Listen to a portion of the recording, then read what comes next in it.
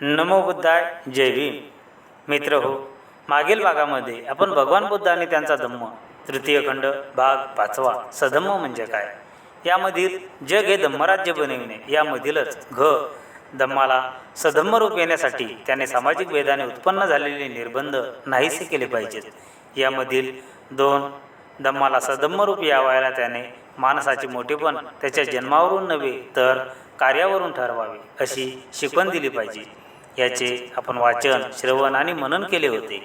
त्याचप्रमाणे आजच्या भागामध्ये भगवान बुद्ध आणि त्यांचा धम्म तृतीय खंड भाग 5 सधम्म म्हणजे काय यामधीलच जग हे धम्मराज्य बनविणे यामधीलच धम्माला सधम्म रूप येण्यासाठी त्याने सामाजिक भेदाने उत्पन्न झालेले निर्बंध नाहीसे केले पाहिजेत. यामधीलच 3 धम्माला सधम्म रूप यावयाला त्याने धम्माने माणसामधील समानतेच्या भावनेची अभिवृद्धी केली पाहिजे.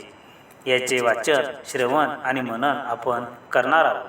व्हिडिओ शेवटपर्यंत पहा. 3 धम्माला सधम्म रूप यावयाला त्याने धम्माने माणसातील समानतेच्या भावनेची अभिवृद्धी केली पाहिजे.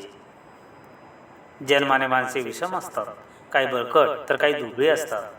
काहींना अधिक बुद्धी असते तर काहींना थोडी अथवा मुळीच नसते. काहीच्या अंगी थोर कर्तव्यशक्ती असते तर काहीच्या अंगी ती फारच थोड्या प्रमाणात असते.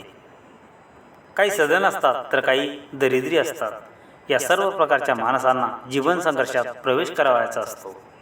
या जीवन संघर्षात विषमता ही स्वाभाविक स्थिती आहे असे मानले तर दुबळ्यांची स्थिती असह्य होईल. विषमता जीवनाचा नियम करून चालेल काय?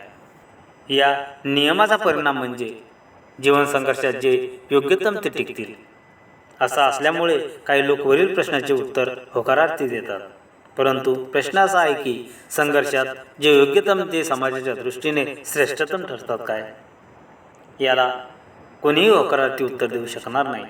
याच कारणास्तव धर्म समता शिकवितो. जरी श्रेष्ठतम मनुष्य योग्यतम नसला तरी समाजाच्या समतेस मान्यता दिल्यास तो जगू शकेल. समाजाला जर कोणाची गरज असेल तर ती श्रेष्ठतम पुरुषाची, योग्यतम पुरुषाची जमेल. याच कारणास्तव मुख्यतः धर्म समतेच्या तत्वांचा पुरस्कार करतो. हा बुद्धांचा दृष्टिकोन आहे.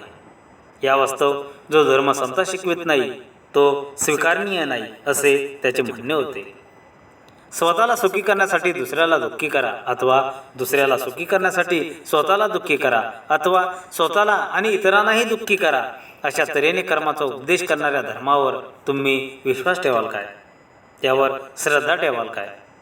जो धर्म आपल्या सुखाबरोबरच दुसऱ्याच्याही सुखाची वाढ करण्याची आणि कोणत्याही अत्याचार सहन न करण्याचा उपदेश करतो तो श्रेष्ठतम धर्म नव्हे काय?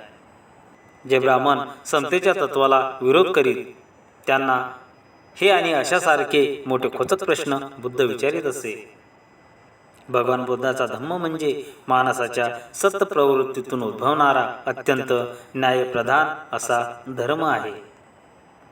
मित्र, भगवान बुद्ध आणि त्यांचा धम्म तृतीय खंड भाग 5 सधम्म म्हणजे काय यामधील जग हे धम्मराज्य बनविणे यामधीलच धम्माला सधम्म रूप येण्यासाठी त्याने सामाजिक भेदाने उत्पन्न झालेले निर्बंध नाहीसे केले पाहिजेत.